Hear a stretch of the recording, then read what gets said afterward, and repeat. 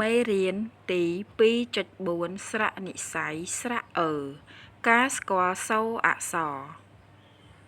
រកើមានសូរចុង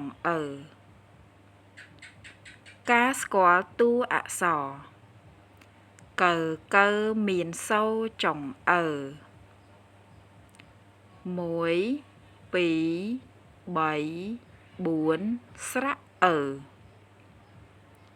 ការអានព្យាង្គកកើខ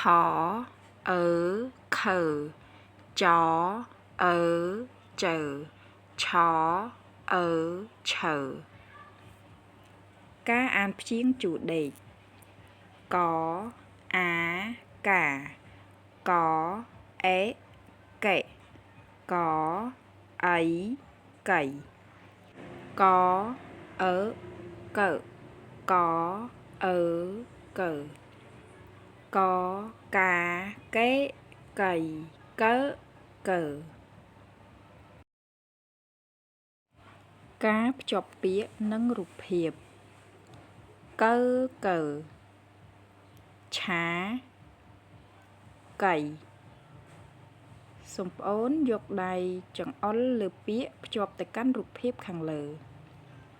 កើឆាកៃ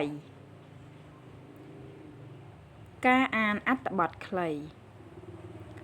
កើឆីខកើឆីត្រីខកើឆីសាច់ជ្រូកខាឆីកណ្ដុរកែឆីពោត